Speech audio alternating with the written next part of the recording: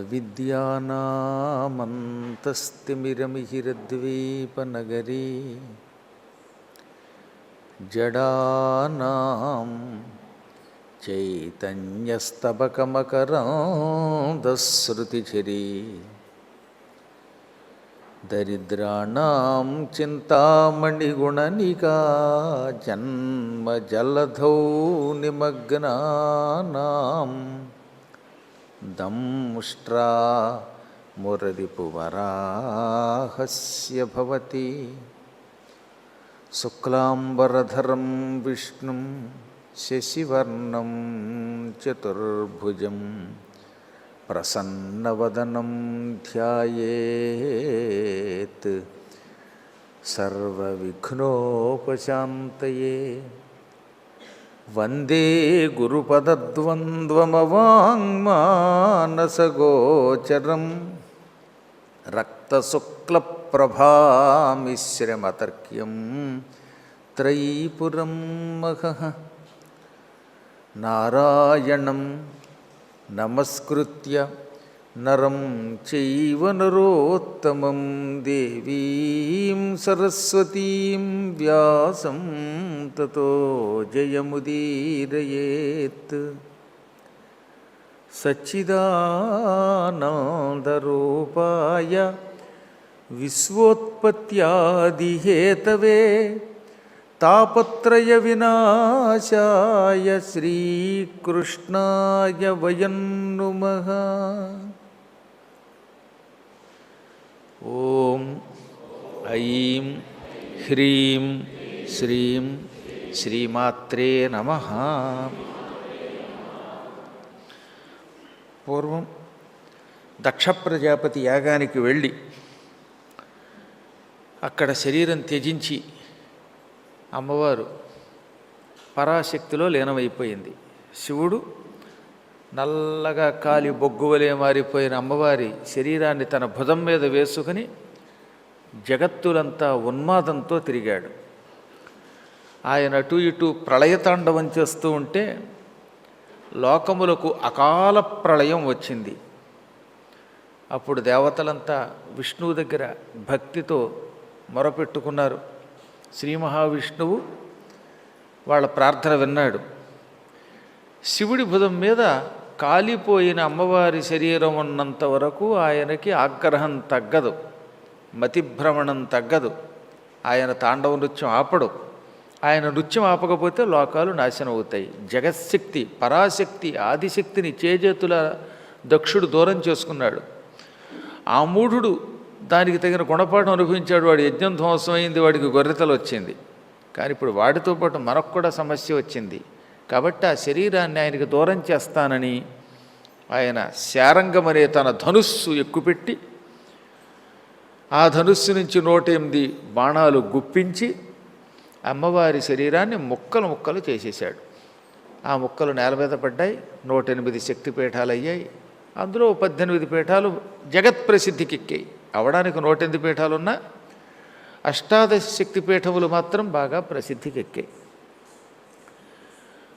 తదనంతరం అమ్మవారి శరీరం తనకు దూరం అవ్వడంతో శివుడు శాంతించాడు. ఇక మళ్ళీ అమ్మ తనకి లభించడం కోసం ఆయన కూడా తపస్సు చేశాడు. శక్తి దూరమైతే శివుడు ఒక్క క్షణం ఉండలేడు. శివుడిలో శక్తి ఉండాలి, శక్తిలో శివుడు ఉండాలి. అందుకే ఆ ఇద్దరికీ అభిన్నత్వము అన్నారు. ప్రకృతి పురుషుడు ఈ ఇద్దరూ ఒకరికొకరు దూరం అయితే అది వారికి లోకానికి కూడా కష్టం కలిగిస్తుంది. అమ్మవారు ప్రకృతి అనగా శక్తి, అయ్యవారు పురుషుడు. ఒక పురుషుడు ఒక పని చేయాలంటే అతని చేత పని చేయించే శక్తి కావాలి. ఆ శక్తిని పురుషకారము అంటారు. ఈ పురుషకారం అమ్మ, పురుషుడు శివుడు. అందుకే ఇప్పుడు పురుషకారం లేక అనేక కార్యక్రమాలు చేయడానికి పనికొచ్చే శక్తి తనకి దూరం అయిపోవడంతో ఈశ్వరుడు అన్నీ విడిచిపెట్టి మహాతపస్సు చేశాడు హిమాలయ పర్వతాల్లో. ఆ తపస్సు చేస్తూ ఉండగానే ఈలోపు అమ్మవారు హిమవంతునికి కూతురుగా పుట్టింది. చైత్రమాసంలో శుక్లపక్షంలో నవమీ తిథి మృగశీర్ష నక్షత్రంలో అమ్మవారు హిమవంతుడికి కూతురుగా పుట్టింది. ఇదివరకు ఎన్నో పర్యాయాలు జన్మించినా ఇప్పుడు జన్మించింది ఒక ఉత్తమ జన్మ, ఒక ఉత్తమ అవతారం. అలా అంటే తక్కినవి కాదా అని కాదు, తక్కిన అవతారాలు ఎక్కువ కాలం లేవు. కానీ ఇప్పుడు ఈ పార్వతీ అవతారం ఎక్కువ కాలం ఉంచండి. మరి ఎప్పుడో హిమవంతుడికి జన్మించింది, ఇప్పటి వరకు ఆ అవతారం కొనసాగుతోంది. దక్షుడికి కూతురుగా పుట్టి ఎంతో కాలం లేదు. అలాగే ఎంతోమందికి ఆవిడ అవతరించిన పుత్రికగా పుట్టినా ఎక్కువ కాలం అక్కడ ఉండలేదు.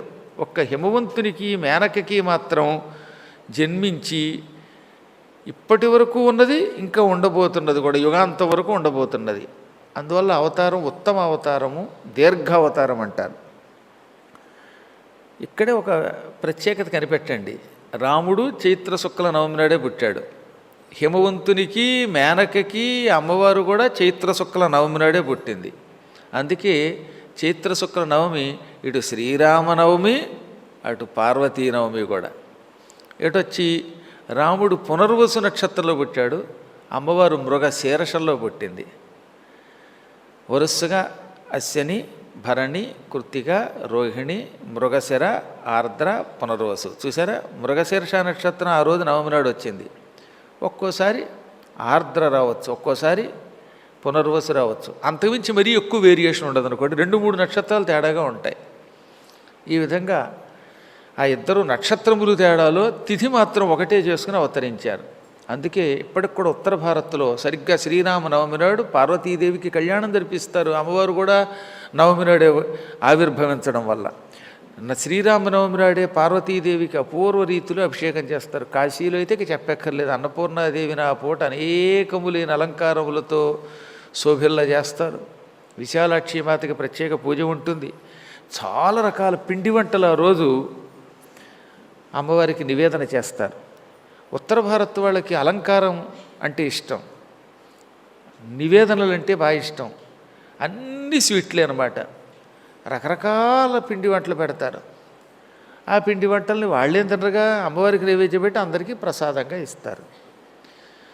ఒక విధంగా చెప్పాలంటే మనకంటే ఉత్తర భారత్ వారికి భక్తి ఎక్కువ, శ్రద్ధ ఎక్కువ. మనకేమో ఆడంబరం ఎక్కువ, వాళ్ళకేమో భక్తి ఎక్కువ. వాళ్ళు ప్రాణం ఇచ్చేస్తారు కదటండి.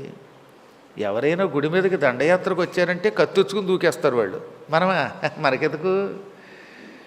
ఆదివారం గొర్రెలు ఎలాగో ఉన్నాయి కదా, ఆ గొర్రెలు మన కథలు పడిపోతుంటాం. ఫ్రీగా ఇస్తే చాలు మనకి ఏదన్నా. మనకి మన దేవుడు అక్కర్లా, మన కళ్యాణములు అక్కర్లా. ఏదో మన బతుకు మనం బతికితే చాలు. పక్కవాడు బతికితే మనకెందుకు అనిపిస్తోంది. ఈ విషయంలో మాత్రం మనం వెనకబడి ఉన్నాం. ఇలా అన్నానని దెప్పానని మీరు ఏమన్నా అనుకున్నా నాకు వచ్చే నష్టం లేదు. ఇప్పుడైనా మనం మెలకు తెచ్చుకోవాలి. మన దేవతామూర్తుల్ని రక్షించుకోవడానికి నిరంతరం కృషి చేయాలి. చేస్తే మనకే లాభం. మీకు వార్త తెలిసిందో లేదో, లేకపోతే మీకు హరిగారికి పంపిస్తాను వాట్సాప్, మీరు చూడండి. కర్ణాటకలో అద్భుతమైన గుడి ఉంది.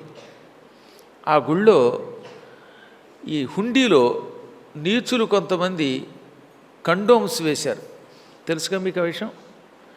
ఆ తర్వాత అక్కడ గుళ్ళో 2-3 సార్లు మూత్ర విసర్జన చేశారు. ఇలా 2-3 సార్లు ఆ గుడిని అపవిత్రం చేశారు. సీసీ కెమెరాలకు కూడా వాళ్ళు దొరకట్లేదు. ఎందుకంటే వాళ్ళు పూర్తిగా మూతికి కట్టేసుకుంటారు, మొహానికి కట్టుకుంటారు. అందువల్ల వాళ్ళు ఎవరో తెలియటం లేదు. అర్చకులు చాలా బాధపడ్డారు. 3 సంవత్సరాలుగా వాళ్ళు ఇలాంటి పిచ్చి పనులు చేశారట, ఎవరో తెలియట్లేదు. పోనీ వెంటనే చేస్తే పట్టుకొచ్చుకొని వాళ్ళు వెంటనే చేయరు, 6 నెలలకు ఒకసారి చేసేవారు ఈ పని. మొన్న అందులో 2 వచ్చి అర్చకుడి కాళ్ళు పట్టుకున్నారు.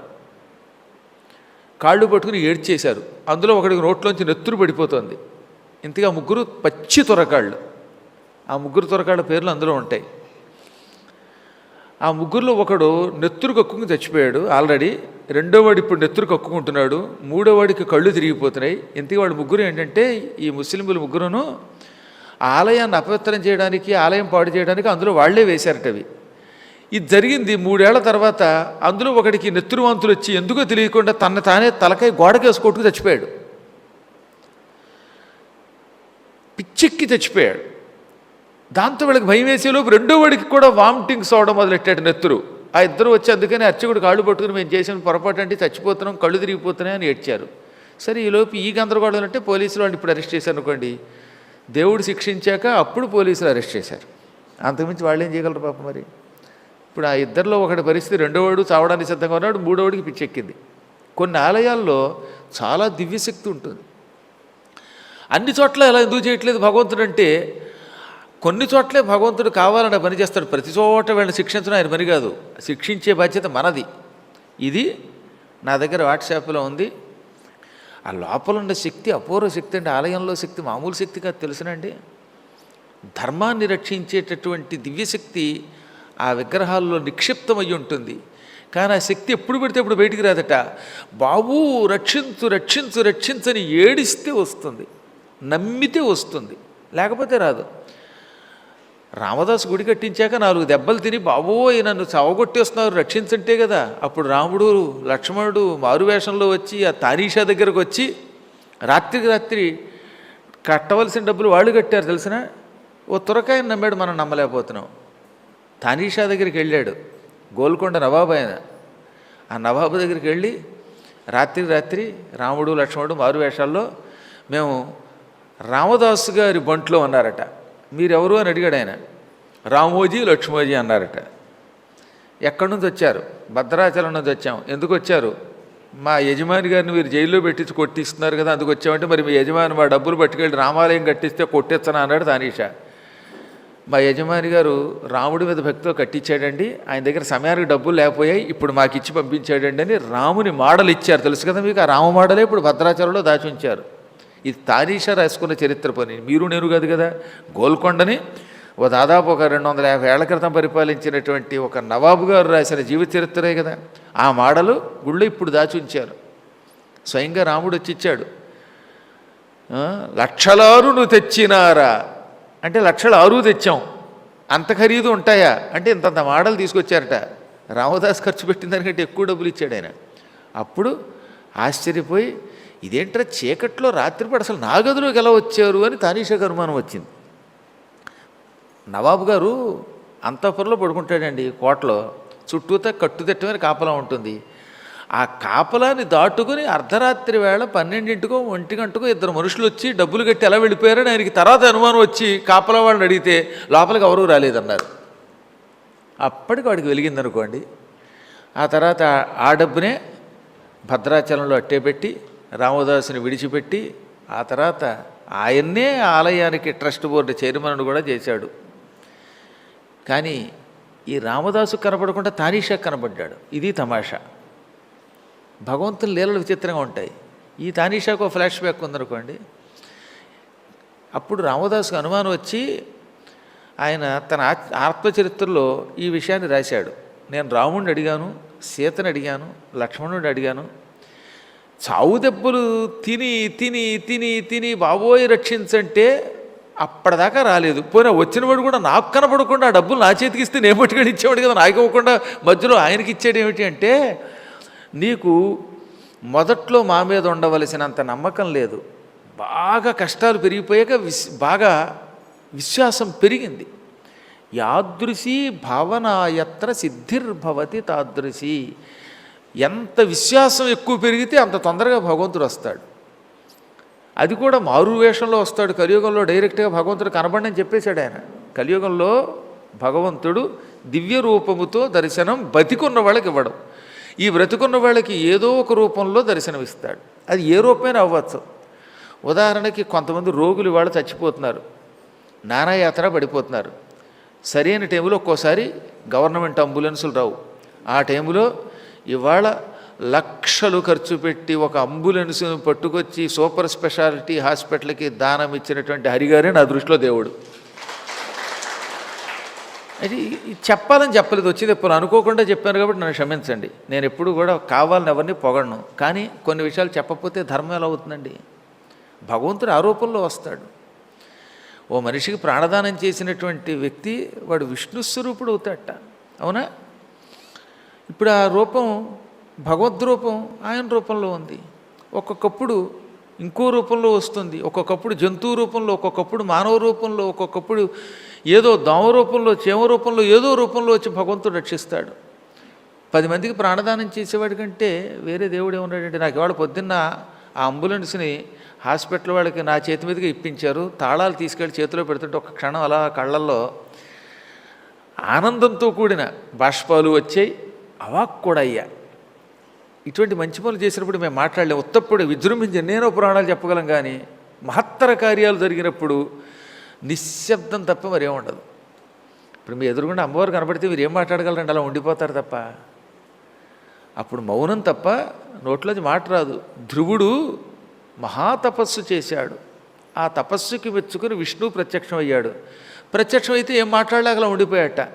ఇంగ్లీష్లో చెప్పాలంటే స్టన్ అయిపోయాడు అనమాట. రాయి అయిపోయాడు, బిగుసుకుపోయి. ప్రార్థించాలనుంది, మాట రాదు. అప్పుడు విష్ణువు కనిపెట్టి, వీడు నన్ను చూచాడు, ప్రార్థించాలనుకుంటున్నాడు, కానీ నోట మాట రాక ఆనందంతో తన్మయత్వంతో స్తంభించిపోయాడని గ్రహించి తన చేతిలో ఉన్న శంఖం ఆయన శిరస్సుకు తగిలించగానే అప్పుడు శంఖధ్వని వంటి ధ్వనితో విష్ణువుని స్తోత్రం చేయగలిగాడు. కాబట్టి ఇవే దైవ లక్షణాలు. అంటే దేవుడు మళ్ళీ ఇంకెక్కడ రూపంలోనూ ఉంటాడు, ఆ రూపంలోనే ఉంటాడు. అటువంటి వాళ్ళే దైవస్వరూపులు. అంటే ఈ దైవస్వరూపులు ఏదో ఒకనాడు శరీరం విడిచిపెట్టాక దైవ సన్నిధానానికి వెడతారు. వాళ్ళకి నరకం రాదు కాక రాదట. పరోపకారము తెలిసి కాని తెలియక కాని స్వల్పముగా చేస్తేనే అది అనంత ఫలితం ఇస్తుంది అన్నారు. అపి స్వల్పస్య ధర్మస్య త్రాయతే మహతో భయాత్. నీవు ధర్మము ఎంత చెయ్యి, ఎక్కువ అక్కర్లా. స్వల్ప ధర్మము చేస్తే మహాభయము నుంచి ఆ ధర్మం కాపాడుతుంది. కొండంత ధర్మం చేస్తే ఇక తరగని ధర్మమై తరగని పుణ్యమై నిన్ను, నీ వంశాన్ని, నీ తరాలని రక్షిస్తుంది. పుణ్యము రక్షిస్తుంది, పాపం శిక్షిస్తుంది. కానీ పుణ్యం ఈ పాపాలని పటాపంచలు కూడా చేస్తుంది. మనం గొప్ప పుణ్యం చేశాక పాత పాపాలన్నీ తుడిచిపెట్టుకుపోతాయి. దానికి ఉదాహరణ చెప్పాడు. కొన్ని వస్త్రములు మరకలు వచ్చాక వాటిని కష్టపడి ఉతికేస్తే ఆ మరకపోయి వస్త్రం ఎలా అయితే శుభ్రమవుతుందో, అలాగే మనం చేసిన మహాపుణ్యముల వల్ల ఇదివరలో మనం చేసిన మహాపాపములన్నీ ప్రక్షాళనమైపోతాయట. నేను ఏది అసత్యం చెప్పవలసిన అవసరం లేదు కాబట్టి ఉన్నట్టు చెబుతాను. మీ అందరూ జ్ఞానులు కాబట్టి. తెలుసో తెలియకో చిన్నప్పటి నుంచి ఇప్పటిదాకా మహాపాపాలు చేశారండి. కానీ హఠాత్తుగా మనస్సు మారింది. ఒక్క క్షణకాలం భగవద్ధ్యానం చేశారు, భగవత్ కథ విన్నారు. అప్పుడు మీకు పాత పాపాలన్నీ పోతాయట. ఎలా పోతాయని చెప్పాడు వ్యాసుడు అంటే, చింతపండుతోటి కానీ లేక నిమ్మకాయ వంటి పుల్లని పదార్థములతో కానీ రాగి పాత్రని తోమితే రాగి పాత్రపై ఉన్న మచ్చలన్నీ పోయి రాగి పాత్ర ఎలా తళతళ మెరుస్తుందో అలాగే మీ జీవితం కూడా తళతళ మెరుస్తుంది. పాత పాపాలన్నీ పోతాయి, మకిలంతా పోతుందన్నాడు ఆయన. మీరు ఎప్పుడటువంటి రాగి పాత్ర శుభ్రం అవ్వాలంటే ఏం చేయాలి? పులుపు పెట్టాలి దానికి. అవునా? పులుపు తగిలిందా ఆ రాగి గ్లాసు చెంబు తళ్ళ తళ తళ మెరిసిపోతాయి. అలాగే మానవుడికి భగవన్నామం, భగవత్ కథ, దానం, ధర్మం ఇవన్నీ శుభ్రత్వాన్ని ప్రసాదిస్తాయి. కాకపోతే రాగి పాత్రకి మానవుడికి తేడా ఉందిట. రాగి పాత్ర తోమిన తర్వాత మళ్ళీ మర్నాటికి యథాప్రకారంగా నలుపు వచ్చేస్తుంది కసేపటికి. ఇంక వేరే నీళ్లు పెడితే తేడా వస్తుంది. కానీ చేసిన దానం ఉంది చూశారు, అది మాత్రం చెడని పదార్థము అన్నాడు. ఎప్పటికీ చెడిపోదట. చెడు కరులు హరులు, నీ ఏనుగులు, నీ గుర్రాలు, అంటే ఇప్పుడు కలియుగంలో చెప్పాలంటే నీ కార్లు, నీ భోషాణాలు, నీ సమస్తం ఏదో ఒకనాటికి వెళ్ళిపోక తప్పదవునా? ఎంత గొప్ప వస్తువు అయినా రేపొద్దున శిథిలమైపోయి నశించిపోతుంది. 50 లక్షలు పెట్టి కారు కొను, 1 కోటి రూపాయలు పెట్టి బెంజి కారు కొను, ఎంతకాలం ఉంటుంది దాని బతికో? 10 ఏళ్లకైనా దాని పని అయిపోయినట్టే. అలాగే గృహములు కూడా కొంతకాలానికి శిథిలం అయిపోతాయి. కట్టుకున్న బట్టలు కొంతకాలానికి చిరిగిపోతాయి. కూర్చునే కుర్చీలు నశించిపోతాయి. కానీ ఎప్పటికీ నశించిపోనది ఏమిటి? దానం. కొన్ని కోట్ల యుగములు మన వెంట వస్తుందట. అంత గొప్పది. అందుకని జ్ఞానులు ఏమన్నారన్నమాట? ధర్మకార్యమును నిరంతరం నిర్వహించు అన్నారు. ఆ నిర్వహించాలంటే మనం ఏం చేయాలి? లోపల ఉన్నది విగ్రహం కాదు అని భక్తితో ప్రార్థించాలి. రామదాసు ప్రార్థించినట్టు ప్రార్థించాలి, రక్షించనాలి. భక్త తుకారము గారు ఎంత ఏడ్చాడండి. ఉన్నావా, అసలు ఉన్నావా అంటే కదా ఆయన దిగొచ్చాడు. అంత నమ్మకంతో లోపల ఉన్నవాడిని పిలవాలి. నాకు అందులో కనపడుతున్నాడు, నీకు కనపడటం లేదు బాబోయ్ అని ఎన్నో పర్యాయములు ఎంతోమంది భక్తులు చెప్పారు. వాళ్ళకి కనపడినట్టు మనకు కనపడాలి. అలా అయితే ఆ శక్తి స్వరూపుడు పరమాత్మ మనల్ని రక్షిస్తాడు. కాబట్టి ఎందుకు చెప్తున్నానంటే, నేను ఇప్పటికీ శ్రీరామనవమి నాడు పార్వతీమాతకి అపూర్వ రీతిలో ఉత్తర భారత వాళ్ళు సేవ చేస్తారు. మేము కూడా మా ప్రణవపీఠంలో అలాగే ఆ రోజు అమ్మవారిని అద్భుతమైన రీతిలో అలంకరిస్తాం. ఆ పూట అమ్మకి కుంకుమ పూజ చేస్తాం. ఆ కుంకుమని ధరిస్తూ ఉంటాం. మీరు కూడా ఈసారి ఎప్పుడన్నా శ్రీరామనవమి వచ్చిన రోజున అమ్మవారు కూడా ఉంది కనుక ఇటు శ్రీరామ కళ్యాణము ఇటు అమ్మవారి కళ్యాణం రెండూ చేయండి. మనకు అమ్మ అయ్య ఇద్దరూ కావాలి కనుక అప్పుడు ఇటు అమ్మవారి అనుగ్రహం కలుగుతుంది, అటు అయ్యవారి అనుగ్రహము కలుగుతుంది. ఆ తదనంతరం సంధ్యా సమయంలో మాత్రం అమ్మవారికి హారతి ఇవ్వాలట. మిట్ట మధ్యాహ్నం వేళ రాముడికి హారతి. శ్రీరామనవమి నాడు ఏమేం చేయాలో బృహస్పతి చెప్పాడు. రాముడికేమో 12 దాటాక 2 గంటల మధ్యలో హారతి ఇస్తే చాలా సంతోషిస్తాడు శ్రీరామచంద్రుడు. ఆ పూట హాయిగా రామచంద్రుడికి మంగళం కోసలేంద్రాయ మహనీయ గుణాత్మనే చక్రవర్తి తనూజాయ సార్వభౌమాయ మంగళం అంటూ శ్రీరామచంద్రుణ్ణి ధర్మస్వరూపుణ్ణి అఖిలాండకోటి బ్రహ్మాండ నాయకుడిని స్తుతిస్తూ మధ్యాహ్నం, అది కూడా అపరాహ్నం దాటాకే, ఆఫ్టర్ 12 2 గంటల లోపు మళ్ళీ హారతి ఇస్తే ఆయన ఆ పూట బ్రహ్మానంద భరితుడు అవుతాడు. మంత్రశాస్త్ర నియమం ప్రకారంగా శ్రీరామనవమి నాడు రాముడికి 12 దాటాలి, 2 లోపు హారతి మంచిది. దేవాలయాలు వేరనుకోండి, దేవాలయాల్లో ఏ భద్రాచలం ఆలయం ఉందో అక్కడ ఆ నియమాలు వేరు. సహజంగా తక్కిన ఆలయాల్లో ఈ నియమం పెట్టుకోవాలి. అదే అమ్మవారికి అయితేనో సాయం సంధ్యా సమయంలో గనక నవమి నాడు, ఆ రోజే అమ్మవారు కూడా పుట్టింది కాబట్టి ఆ సాయం సంధ్యా సమయంలో హారతి ఇవ్వాలట. హారతి ఇచ్చేటప్పుడు అమ్మవారికి కీర్తనలు అంటే బాగా ఇష్టం, పాటలు అంటే బాగా ఇష్టం. చక్కగా అమ్మవారికి సంబంధించిన పాటలు పాడండి. మాకేం కంఠం బాగుండదండి, మా కంఠమాధుర్యం బాగుండదండి అనే బెంగ పెట్టుకోక్కర్లేదు. భగవంతునికి మీ కంఠం ఎలా ఉన్నా కంఠం మీద ఆయనకేం దృష్టి లేదు. అమ్మవారు మీరేదో సుశీల లీలా అనుకుని ఆనందపడిపోదు, లేదా ఘంటసాల అనుకోదు. మీకు భక్తి ఉందని ఆనందిస్తుంది. ఎవడిష్టం వాడిది. ఒక్కొక్కడు పాడుతూ ఉంటే కర్కశంగా ఉండొచ్చు, ఒక్కొక్కడు పాడితే మధురంగా ఉండవచ్చు. కానీ నీకు భక్తి ఉంటే చాలు, వాడు చక్కగా అమ్మవారి గురించి పాడుకుంటూ ఆ హారతి ఇస్తూ ఉంటే అమ్మ అక్కడ కొలువై ఉంటుందిట. నేను ఉట్టినే చెప్పట్లా, బృహస్పతి చెప్పాడనమాట. గాయంతం దృష్ట్వా దేవి, సాయం సంధ్యా సమయంలో తనను గురించి పాట పాడుతూ ఉన్నటువంటి వాడిని అమ్మవారు చూచి ఆనందించి వాడి జీవితంలో ఎప్పుడూ అస్తమయం లేకుండా చేస్తుంది. అనగా వాడికి ఏ విధమైన బాధలు లేకుండా చేస్తుంది, నీచ జన్మలు లేకుండా చేస్తుంది. అయితే ఉత్తమ జన్మ ఇస్తుంది, లేదా ముక్తిన ఇస్తుంది. ముక్తి అంత తేలిక కాదు కాబట్టి ఉత్తమమైన జన్మ ప్రసాదిస్తుంది. ఓ మంచి జన్మ ఇస్తుంది. ఏమిటి మంచి జన్మ అంటే?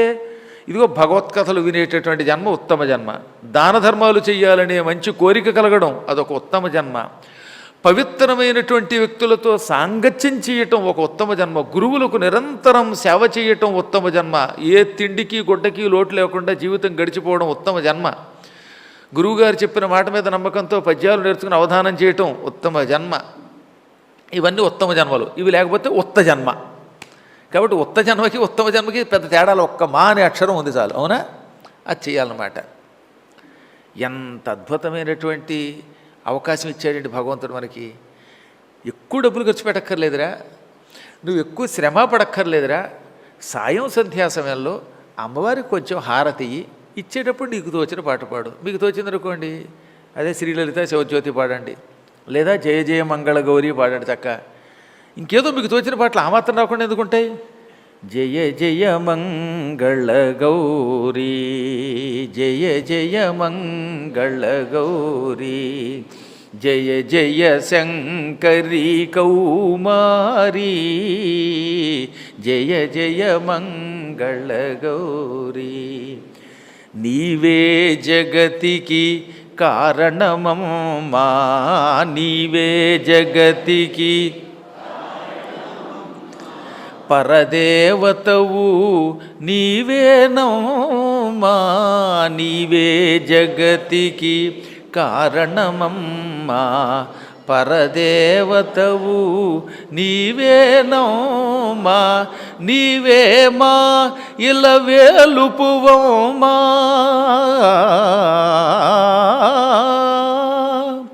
నీవే మా ఇలవేలుపువమ్మా, జయమున సౌగవే సర్వమంగళ, జయమున సౌగవే సర్వమంగళ, జయ జయ మంగళ గౌరీ, జయ జయ శంకరి కౌమారీ, జయ జయ మంగళ గౌరీ.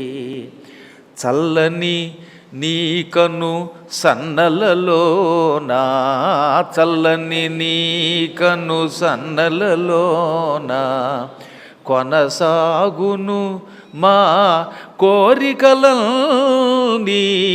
చల్లని నీకను సన్నలలోనా కొనసాగును మా కోరికలన్నీ.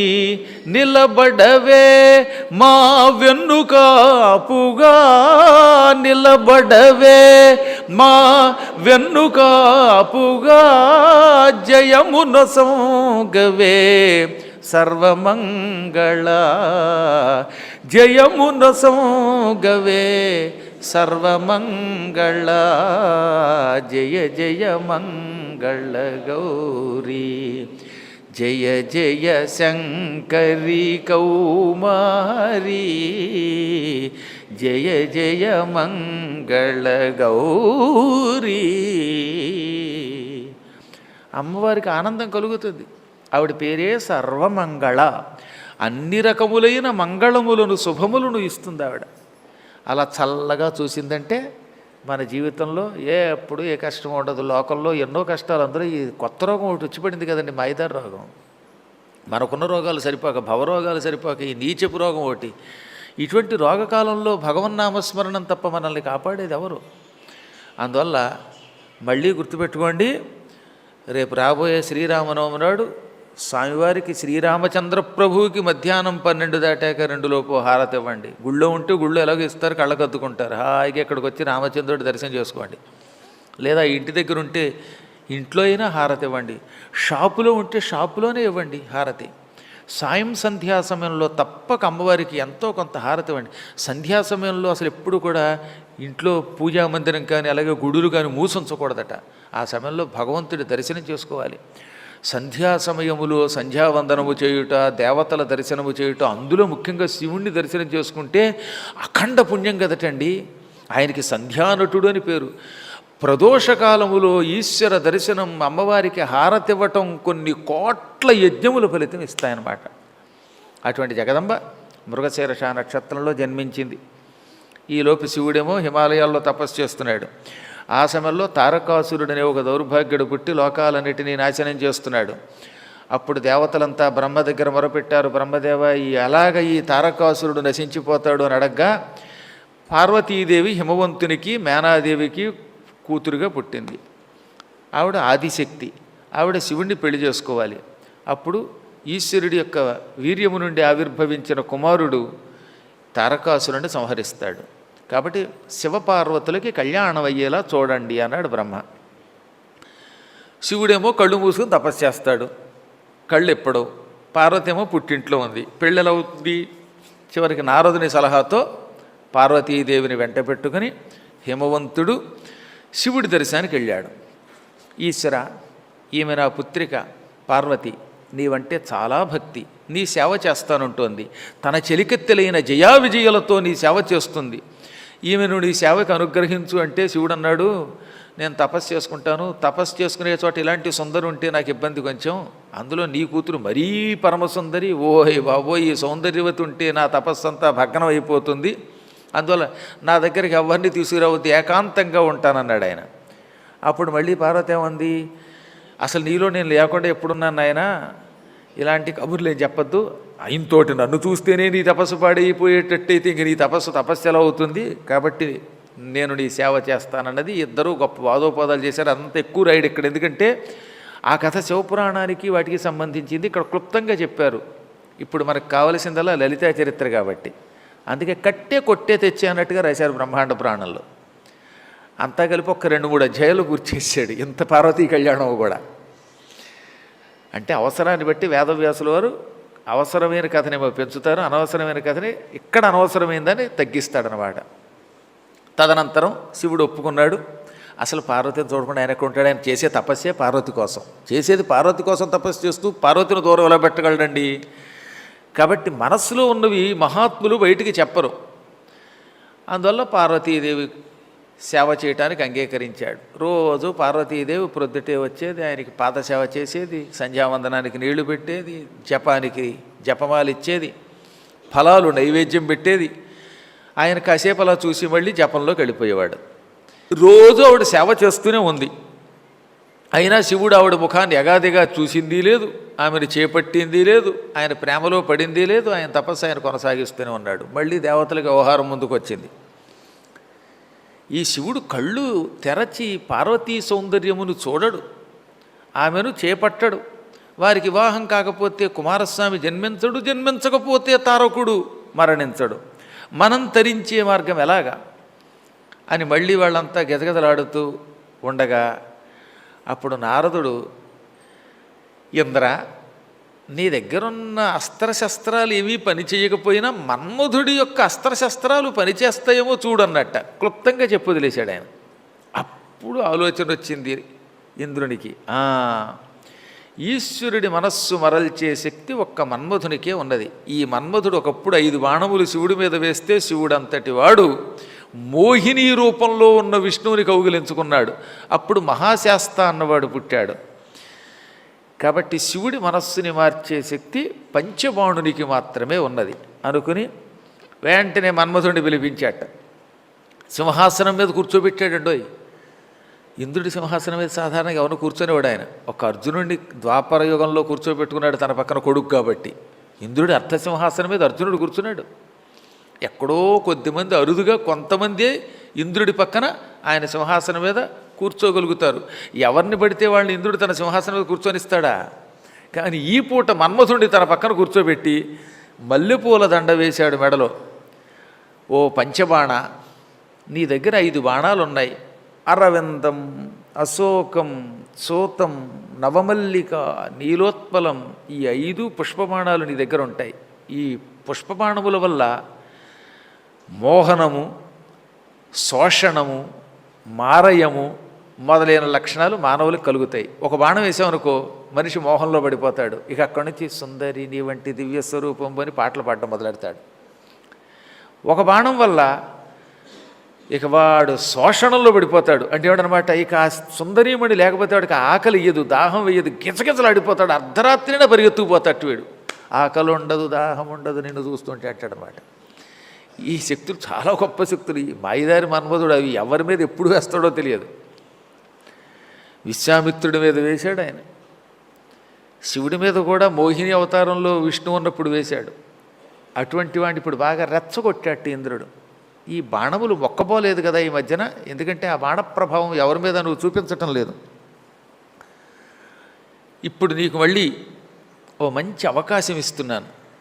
ఈశ్వరుడు కఠోర దీక్షతో యోగాభ్యాస తత్పరుడి వరుసగా అష్టాంగ యోగంతో హిమాలయ పర్వతాలలో తపస్సు చేస్తున్నాడు. సతీదేవికి దూరమైన ఈశ్వరుడు ప్రస్తుతం యమ, నియమ, ఆసన, ప్రాణాయామ, ప్రత్యాహార, ధ్యాన, ధారణ, సమాధి అనే 8 అంగములతో కూడిన యోగాభ్యాసాన్ని చేస్తూ ఆత్మారాముడై తనలో తానే సంతోషం పొందుతున్నాడు. తనను గురించి తానే ధ్యానం చేసుకుంటున్నాడు.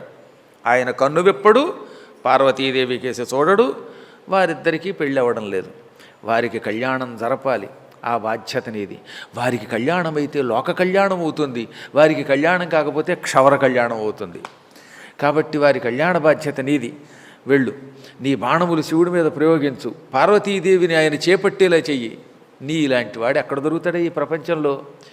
నా వజ్రాయుధం కంటే, విష్ణుమూర్తి చేతిలో ఉన్న చక్రం కంటే, శివుడి చేతిలో ఉన్న శూలం కంటే, యముడి చేతిలోని పాశం కంటే, వరుణ పాశం కంటే నీ పుష్పబాణాలు గొప్పవి. ఆయుధాలు శరీరాన్ని దెబ్బతీస్తాయి, నీ ఆయుధాలు మనస్సుని పాడు చేస్తాయి. ఆయుధం దెబ్బ తగిలితే ఏ అంబులెన్స్లోనో కూర్చుని హాస్పిటల్కి వెళ్ళి బాగు చేయించుకొచ్చుటండి. ఆయుధాలు దెబ్బతింటే దానికి వైద్యం ఉంది, కానీ మన్మథ బాణాలకి దెబ్బలేదండోయ్, కృషించిపోతాడు వాడు ఎవడన్నా సరే. ఈ విరహం తగిలిందా ఎంత గొప్పవాడైనా నాశనం అయిపోతాడు. నలదమయంతుల గురించి ఏమి రాశారండి మరి వాళ్ళిద్దరూ? పాడైపోయారట, ఇద్దరు చిక్కిపోయారట, శోషొచ్చి పడిపోయారట. నలదమయంతులిద్దరు మనఃప్రభవా నలదహ్యమానులై సలిపిరి దీర్ఘవాసర నిశల్. విలసన్నవనందనంబులన్ నలిన దళంబులన్ మృదు మృణాళములన్ ఘనసారపాంసులన్ తలిరుల చెయ్యలన్ సలిలధారల చందన చారు చర్చలం. నలుడు దమయంతి ఇద్దరు ప్రేమలో పడ్డాక పెళ్ళవడానికి ముందు ఇద్దరికీ నిద్ర పడితే ఒట్టు. దీర్ఘవాసర నిశల్, రాత్రేమో గడవదు నిద్ర పట్టక, దాంతో ఈ దిక్కుమాలిన రాత్రి ఎప్పుడు తెల్లారుతుందిరా అనిపిస్తుంది. పోనీ పగలయ్యాక పగలేమో రాత్రి అవ్వదు, రాత్రి ఎక్కువే పగలు ఎక్కువే, నిద్ర పట్టదు. నిద్ర పట్టపోవడం వల్ల ముఖం అలిసిపోయి కళ్ళ చుట్టూ నలుపులు వచ్చేసేయట. అందుకని పగలు రాత్రి యాతన పడిపోయారు. పోనీ విరహవేదన నుంచి బయటపడడానికి ఏం చేద్దామని ఆలోచించి నందనవనంలోకి వెళ్ళారు. నందనవనంలోకి వెళితే ఆ నందనవనం వాళ్ళకి సుఖం ఇవ్వలేదట. కోయిలు కూసేసరికి మనస్సు చూక్కుమనేది. అయ్యో దమయంతి, అయ్యో నలచక్రవర్తి అని ఇద్దరు కోయిలలో కోతలకి విసుక్కున్నారు. అక్కడున్నటువంటి పువ్వులు వాళ్ళకి ఆనందం కలిగించలేదు, అక్కడున్న వసంత ఋతువు వాళ్ళకి బాధ కలిగించింది అనమాట. ఎక్కడ నవనందనవనం కూడా వాళ్ళకి ఆనందం కలిగించలేదు. ఇక శరీరం తాపం తట్టుకోలేక నలిన దళంబులన్ తామర తూడుల మీద పడుకున్నారట. తామర పువ్వులకి కింద తూడులు ఉంటాయి కదా, వాటి మీద పడుకుంటే చల్లగా ఉంటుందని పడుకున్న శరీరం ఇంకా ఇంకా వేడెక్కిపోయిందిట. మృదు మృణాళములన్ చక్కని ఈ తామర పువ్వుల మీద తామర తూడుల మీద ఒళ్ళంతా చందనాలు పూసుకుంటూ ఒక బాధగా చాలా బాధపడ్డారని రాశారు. కాబట్టి మన్మథుడు కనుక ఎవరి మీదైనా ఈ బాణాలు ప్రయోగిస్తే ఇక వాడు బతుకు అధోగతి అయిపోతుంది. వాడు తట్టుకోలేడు, గిదగిదలాడిపోతాడు, రోగం లేని రోగం వస్తుంది. అటువంటి రోగాన్ని ఇప్పుడు శివుడికి తెప్పించి శివపార్వతుల కళ్యాణం చేయించు, నీ ఆయుధాలు గొప్పవి మా ఆయుధాల కంటే అని పొగిడితే మన్మథుడు రెచ్చిపోయాడు. రెచ్చిపోయినాడంటే చచ్చిపోతాడని అర్థం. ఎవరైనా గుర్తుపెట్టుకోండి. బాగా పొగిడితే ప్రతివాడు నిజమే అనుకుంటాడండో, ఇక నన్ను మించిన వాడు లేడు అనుకుంటాడనమాట. ఈ పొగడ్డం వీడి ధర్మమైన, అవతలవాడు కొంచెం జాగ్రత్తగా ఉండాలి. అందుకే ముఖస్థుతులకి లొంగరాదు. పాపం మన్మథుడు ఇది విని ఆనందపడిపోయి, భలే చెప్పావు ఇంద్ర, నిజమే, నేను ఒక బాణం వేస్తే నువ్వే అహల్య వెంటబడ్డావు, నీకే దిక్కు లేదు, ఇక శివుడికో దిక్కు. ఆ మధ్యన శివుడిని అలాగే పడగొట్టాను. శివుడిని ఏంటి విష్ణువునేంటి, ప్రపంచంలో ఎవరినైనా పడగొట్టే శక్తి ఒక్క నాకు మాత్రమే ఉన్నది, మరెవ్వరికీ లేదు. ఇప్పుడే బయలుదేరతాను. 5 బాణాలలో ఒక్క బాణం శివుడి మీద వేస్తే చాలు, రెండో బాణం కూడా అక్కర్లా. ఇక రెండో బాణం వేసే అవకాశం లేదు అంటే రెండో బాణం వేయకుండా పోతామని వాడికి వాడే చెప్పుకున్నట్టు. శివుడి మీద 5 బాణాలు అక్కర్లా, ఒక్క బాణం వేస్తే చాలు. ఆ దెబ్బతో శివుడు పార్వతీ అని వెంటపడతాడు. వారిద్దరికి వివాహం అవుతుంది. ఈ బాధ్యత నాది, నీకెందుకు, సొమ్మనీరు సొమ్మనీరు అన్నాడు కన్నడంలో. నువ్వు నిశ్చింతగా ఉండన్నాడు. ఆ తదనంతరం ఇంటికి వెళ్ళి రతి, మనం ఇప్పుడే శివుడి దగ్గరికి వెడుతున్నాం అనగానే ఆవిడ కాళ్ళు గట్టిగా పట్టుని, బాబోయ్ మీకు పుణ్యం ఉంటుంది, అది వద్దండి బాబు, శివుడు కావాలని నీ చేత బాణాలు వేయించుకుని మోహిని వెంటబడ్డాడు తప్ప ఆయనకి మోహం లేదయ్యా బాబు, ఆయన యోగి, ఆత్మయోగి. అప్పుడు చేసిన పనికి ఆయన కోపగించి నేను శపించాడు, నువ్వు నాశనం అయిపోతావని. ఇప్పుడేమో నువ్వు ఇంద్రుడు ఏదో పొగిడేశాడు కదా, మెడలో దండ వేశాడు కదా అని అనుకుని నేను గొప్పవాడిని అనుకుని వెళ్ళావంటే, ఆ తర్వాత నువ్వు ఉండకపోతే నా తాళిపోతుంది, నా తాళిపోతే నువ్వు వైకుంఠపాళికి పోతావు. నా మాట విను, నీకు పుణ్యం ఉంటుంది. ఈ ఇంద్రుడు స్వార్థపరుడై తన స్వార్థం కోసం నిన్ను రెచ్చగొట్టాడు. ఈ దేవతలకేం వాళ్ళ సొమ్మేం పోయింది, నువ్వు గొప్పవాడని పొగుడుతారు, తీరా అక్కడికి వెళ్ళాక యుద్ధంలో చచ్చేది నువ్వు లేకపోతే నేను ఉండలేను. నా మాట విను బావా, నా మాట వినని బతిమాలింది పాపం. అప్పుడు ఆయన రతీదేవితో అన్నాడు, రతి అంత మతి లేనివాడినా, నువ్వు కూడా నా కూడరా కావాలంటే మన ఇద్దరం వెళ్ళి శివుడిని పడగొట్టేద్దాం అని ఎంతో బతిమాలేట.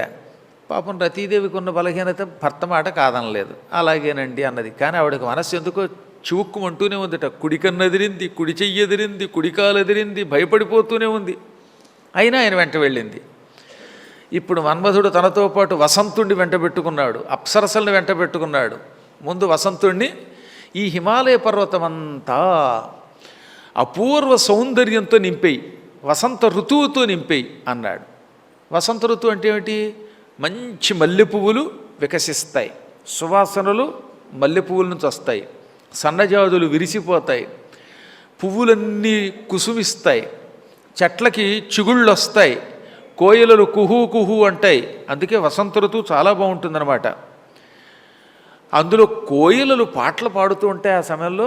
ఇప్పుడంటే వసంత ఋతువు పోయిందిలేండి, ఇప్పుడు ఆషాఢ మాసంలో కూడా కోయిలు కూస్తుంది, ఏమిటి మాయిదారి కలియోగం. కానీ అన్ని పునాస్కాపుల్లాగే హైబ్రిడ్ విత్తనాలుగా కోయిలల్లో కూడా మార్పు వచ్చేసింది. కానీ పూర్వకాలంలో కేవలం ఒక్క చైత్ర వైశాఖ మాసములలోనే కోయిలలు కూసేవన్నమాట. అవి కూడా మామిడి చెట్ల చిగుళ్ళు తిని మత్తెక్కి ఎంత బాగా పాడేవండి.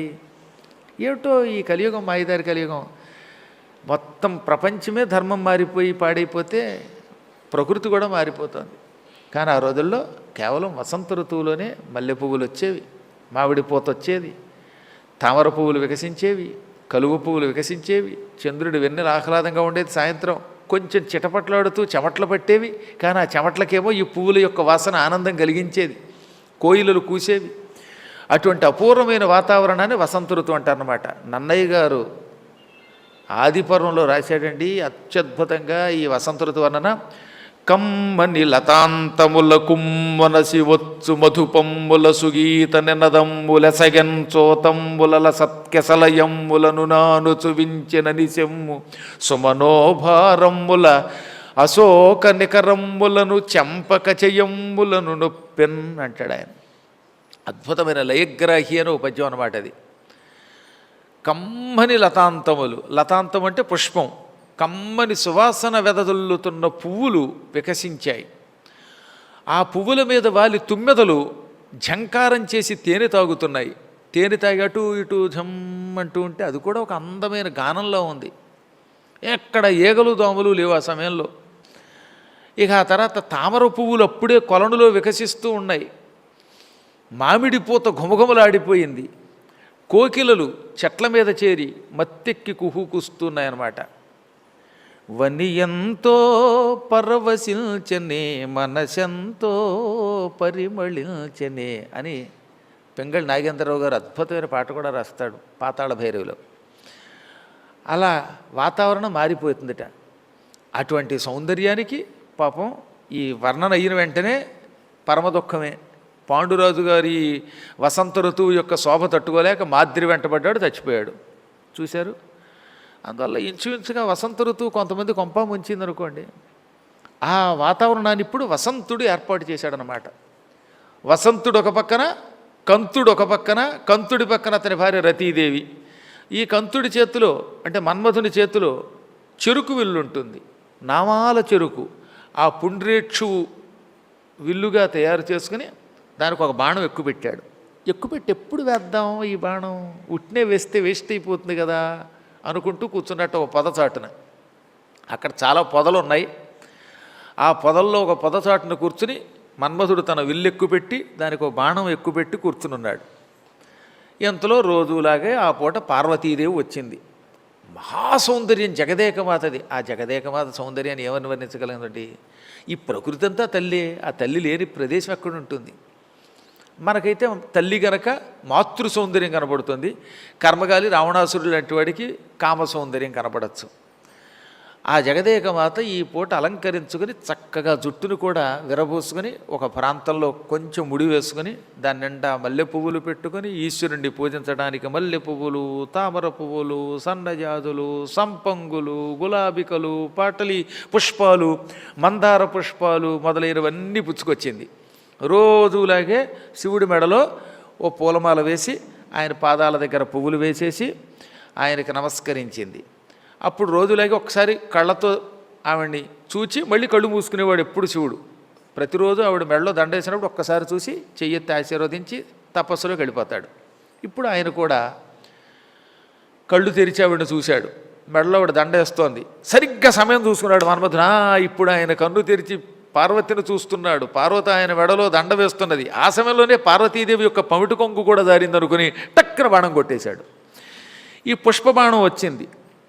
నల్ల కలువ పువ్వు అది. పైగా మన్మధుని బాణాల్లో ఒకటి నీలోత్పలం. ఈ నల్ల కలువ పువ్వు ఆయన గుండెల్లోంచి లోపల గడిపోయి కరిగిపోయింది. దాంతో ఆయనకి మోహనము కలిగింది, మోహం కలిగింది.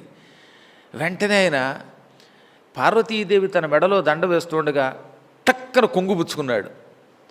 క్షణంలో ఆగిపోయాడు ఆయన. ఏమి చిత్రం ఇది! అనేక సంవత్సరములుగా ఈ పార్వతీదేవి నిరంతరం నా మెడలో దండ వేస్తున్నప్పటికీ ఏనాడు కొంగుపుచ్చుకొని నేను ఈ పూట ఆవిడ నా మెడలో దండ వేస్తూ ఉంటే తొందరపడి మోహానికి గురై కొంగుపుచ్చుకొని లాగబోయాను అనగా ఎవడో దుర్మార్గుడు నా మీద ప్రయోగం చేశాడు. ఎవడు వాడు? శివుడి మీదే ప్రయోగం చేస్తాడా అని ఒక్కసారి ఆయన అటు ఇటు చూశాడు. ఎదురుగుండా పొదలో కూర్చుని ఆహా నా బాణం పనిచేసింది, ఆహనా బాణమంట, ఓహనా బాణమంట, ఇదిగో రెండో బాణమంట అని రెండో బాణం ఎక్కుపెట్టి ఆనందంతో ఉన్నటువంటి మన్మధుడు కనబడ్డాడు.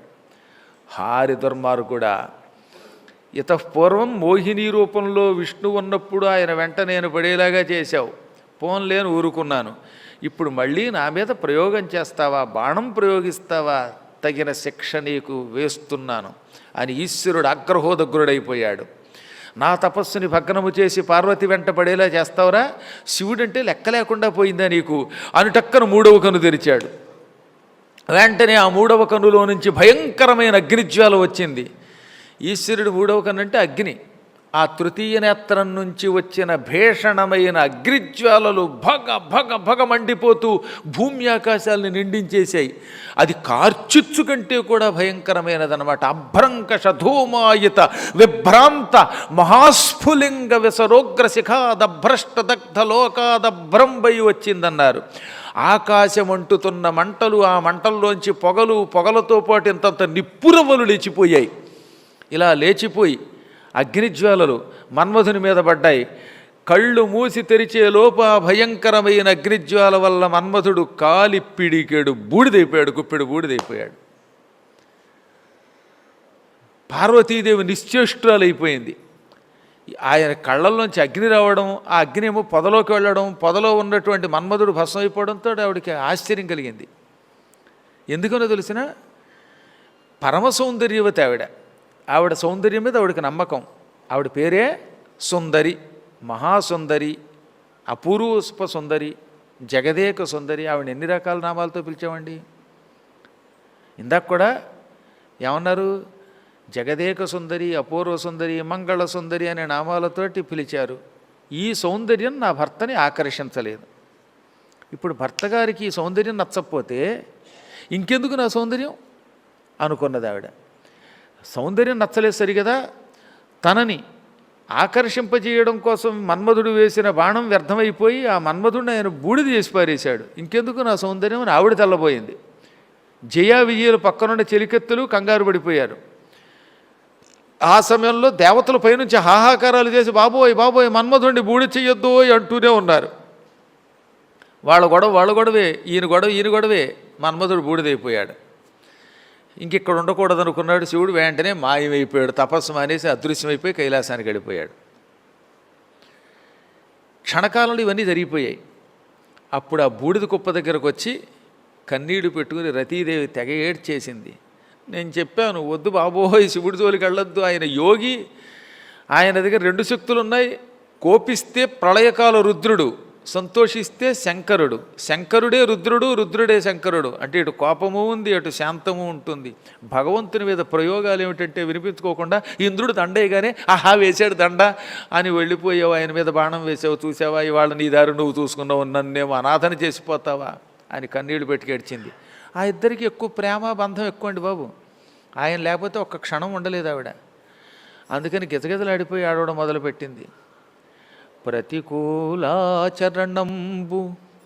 నా వలన అల్పంబైన నీ వందితే, ప్రతికూలాచరణంబు నీ వలన అల్పంబైన నేనందితే, కృతమొక్కండునులేని చందమిది లక్ష్మీపుత్ర, లక్ష్మీపుత్ర ఇచ్చోట నన్నతి దుఃఖాన్విత డిల్చిపోవ తగవా అధ్వాన్న పుంబొట్టునల్.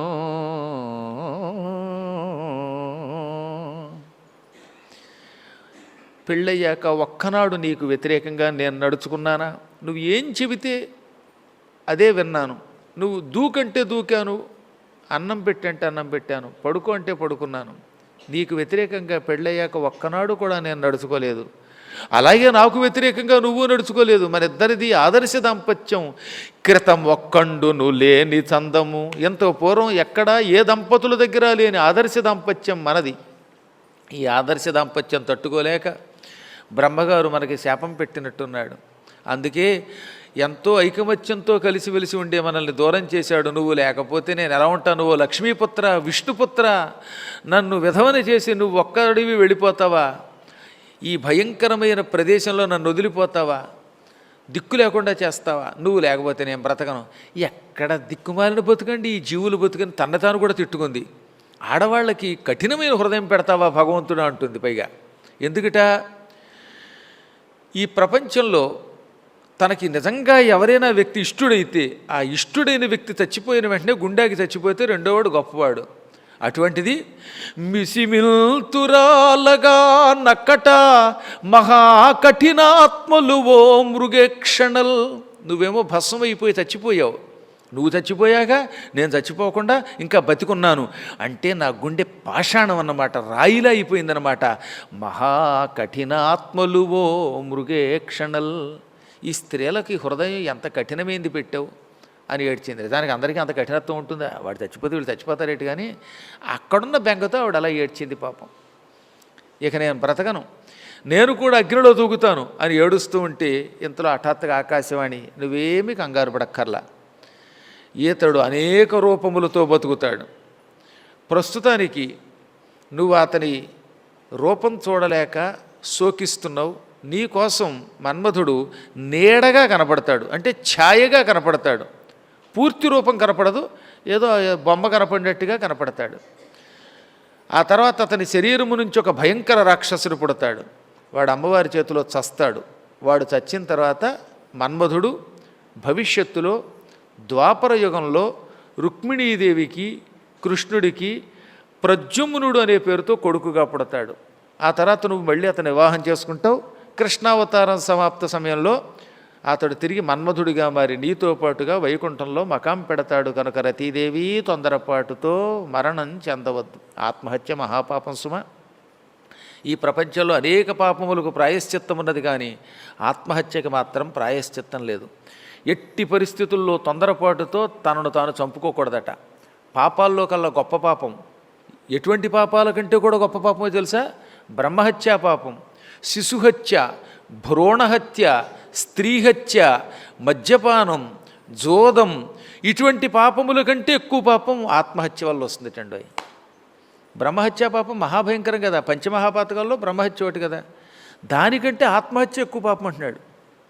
బ్రహ్మహత్యా పాపం చేసిన వాడికి ప్రాయశ్చిత్తం చెప్పింది శాస్త్రం, ఆత్మహత్యకి ప్రాయశ్చిత్తం లేదు.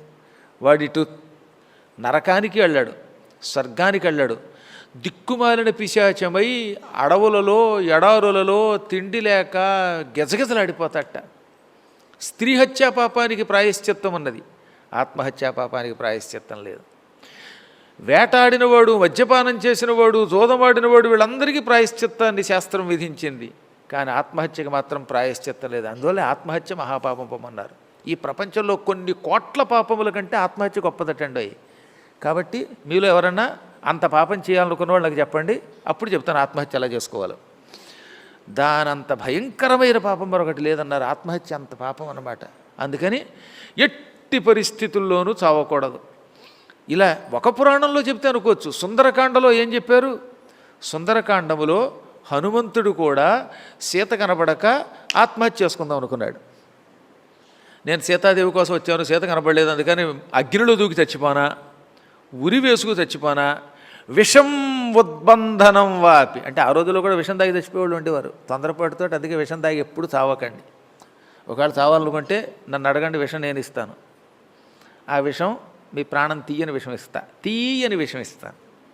అందువల్ల కాబట్టి విషం తాగి చచ్చిపోనా, ఉద్బంధనం అంటే ఉరివేసుకు చచ్చిపోనా, ప్రవేశం జ్వలనస్యవ అగ్నిలో దూకి చచ్చిపోనా, లేదా నీళ్లల్లో దూకి చచ్చిపోతే సమ్యక్ లింగినీయం భక్షయిష్యత, నీళ్లల్లో దూకి చచ్చిపోతే నా శరీరం కనీసం జలజంతువులకు ఉపయోగపడుతుంది, చేపలు, తిమింగలాలు, మొసళ్ళైనా తింటాయి, వాటికైనా ఆహారం అవుతాను అనుకోగానే వెంటనే ఆయనకి పశ్చాత్తాపం కలిగింది. ఏమిటిది? జ్ఞానం కలిగిన వాడిని, రామభక్తుణ్ణి, నేను కూడా ఇలాంటి పిచ్చి ఆలోచన చేశాను. అన్ని పాపాల్లో కల్లా ఆత్మహత్య మహాపాపం అని ఎన్నోసార్లు చదువుకున్నాను, ఇతరులకు చెప్పాను. నేను చచ్చిపోదాం అనుకున్నానేమిటి? వినాశే బహవో దోషాహ అంటే చచ్చిపోవటం వల్ల చాలా నష్టాలు ఉన్నాయి, ఆత్మహత్య వల్ల చాలా నష్టాలు ఉన్నాయట. అందులో ఉన్నన్ని తప్పులు ఇంకెక్కడ లేవున్నారు. బహవహ దోషాహ, ఒక దోషం కాదండి, ఆత్మహత్యలో ఉన్నన్ని దోషాలు ఇంకెక్కడ లేవు. అదే బతికితే జీవన్ భద్రాణి పశ్యతి, బతికుంటే శుభాలు పొందుతామని ఎప్పటికైనా. చచ్చేవి సాధిస్తాం అనుకున్నాడు. అనుకోగానే మొత్తం జాతకమే మారిపోయింది, సుందరకాండే మారిపోయింది, సీత కనపడింది, రామాయణ కథ మారిపోయింది. ఆంజనేయుడు కూడా ఆత్మహత్య చేసుకున్నట్టే అన్నాడు. తొందరపడి విషం తాగేసి ఉంటే ఏమైపోయేది? కాబట్టి ఇవన్నీ మన శాస్త్ర ధర్మాలు. అందుకే రతీదేవితో ఆత్మహత్య వద్దు, కంగారు పడకు, నీ భర్త నీకు లభిస్తాడనగా అప్పుడు ఆవిడ శాంతి పొందింది. అప్పుడు పార్వతీదేవి కూడా చాలా బాధపడిపోయి, పతులు మెచ్చని చెలువు నిష్ఫలముగాదే, భర్తలు మెచ్చుకోని సౌందర్యం ఓ సౌందర్యమా, శివుడు నాకు ప్రియుడు, నా వల్లభుడు, నా భర్త, ఆయన నా సౌందర్యాన్ని చూచి ఆకర్షితుడై కూడా మళ్ళీ నన్ను వదిలేశాడు. పైగా నాకు శివుడికి పెళ్లి చేయడం కోసం బాణం ప్రయోగించిన మన్మధుడిని భస్మం చేశాడు. ఈ ప్రపంచంలో తన భర్తకి భార్య నచ్చకపోతే ఆ భార్య సౌందర్యం వల్ల లాభమేమున్నది? ఛీ, నా సౌందర్యం దండుగా, శివుడు అదృశ్యుడైపోయాడు గనక ఆ శివుడు నా భర్త అయ్యేదాకా నేను ఏమీ ఆహారం పట్టుకోను అనుకున్నది ఆవిడ. అనుకుని వెంటనే తండ్రి దగ్గరికి వెళ్ళింది, తల్లి దగ్గరికి వెళ్ళింది. నేను మహాతపస్సు చేస్తాను, తపస్సుకి అనుమతి ఇమ్మన్నది. అది విన్న వెంటనే వాళ్ళ అమ్మ మేనాదేవి ఏడ్చేసింది. కొందరికి అనుమానం ఉండే, మేనక అంటే స్వర్గలోకంలోని అప్సరసేమోనని. ఆవిడ కాస్తమా, ఆవిడ మేనకే, కానీ ఆ మేనకకి ఈ ఆనక మేనకకి ఇద్దరికి తేడా ఉంది. ఈ మేనాదేవి పితృదేవతల కూతురు. పితృదేవతలకి 3 కూతుర్లు ఉన్నారు.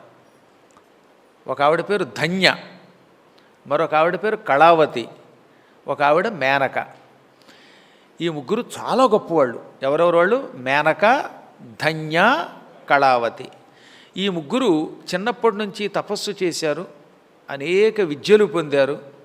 ఆ రోజుల్లో ఆడవాళ్లలో వీళ్ళని మించిన వాళ్ళు లేరు అనుకోవడం కాదు, మగవాళ్లలో కూడా వీళ్ళని మించిన వాళ్ళు లేరు. ఒక ముక్కలో చెప్పాలంటే నారదుడి కంటే కూడా పాండిత్యం సంపాదించారట వీళ్ళు. దాంతో జనమంతా పొగిడేవారు. చాలా కాలం వీళ్ళు గర్వం లేకుండా సుఖంగానే ఉన్నారు.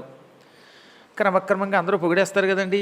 చిన్న వయస్సులో పాండిత్యం, చిన్న వయసులో కవిత్వం వచ్చింది, వీళ్ళని మించిన వాళ్ళు ఎవరని పొగిడేసేవారు. ఈ పొగడ్తలకు లొంగిపోవడమే పెద్ద సమస్య. మన జీవితంలో అభివృద్ధిని దెబ్బతీసేది ఏమిటంటే పొగడ్త. అందుకని ఎవరన్నా పొగిడితే ఏముందండి ఇంకా పైకి రావాలండి అనండి, అంతేగాని నిజమేనండి మీరు చెప్పినట్టుగా నన్ను మించిన వాళ్ళు లేరు అనకూడదు. అన్నామా మన డెవలప్మెంట్ ఆగిపోతుంది. భయంకరమైనది అహంకారం. చాలా కాలం బాగా ఉన్న వీళ్ళకి కొంచెం అహంకారం ప్రబలింది. ఈలోపు ఏం జరిగింది? ఒక రోజున బ్రహ్మదేవుడు ఒక మహాసభ ఏర్పాటు చేశాడు. ఆ సభలో బ్రహ్మగారే అధ్యక్షుడు. సహజంగా బ్రహ్మగారు ఏం చెప్పాట, ఈ 3 మీరు నా సభలోకి ఎప్పుడు వచ్చినా మీ 3కి 3 సీట్లు ఇచ్చాను, ఈ సీట్లు మీవే, మీరు ఎప్పుడు కావాలంటే కూర్చోవచ్చు. మీరు పండితురాళ్ళు అయ్యారు, జ్ఞానం కలిగిన వాళ్ళు, కాబట్టి బ్రహ్మలోకానికి మీరు డైరెక్ట్గా రావచ్చు పోవచ్చు, మిమ్మల్ని ఎవరు అడ్డుకోరు, హాయిగా వచ్చి నా సభలో కూర్చోండి అన్నాడు ఆయన. అందుకని ఎప్పుడు వీళ్ళు బ్రహ్మసభకి వెళ్ళేవారు. అలాగే కైలాసం, అలాగే వైకుంఠం, ఎక్కడికైనా వెళ్ళేవారట. వాళ్ళ పాండిత్యానికి మెచ్చుకొని, వాళ్ళ గొప్పతనానికి మెచ్చుకొని అన్ని లోకాలకి వెళ్ళే అవకాశం త్రిమూర్తులు కల్పించారు. చెప్పాక కాలం కలిసి రాకపోతే పిచ్చి వేషాలు వేస్తే అది లోకానికి ఏదో మేలు జరగడానికే భగవంతుడు సంకల్పించిన పని అయితే అప్పుడు జరిగే విధానం వేరనుకోండి.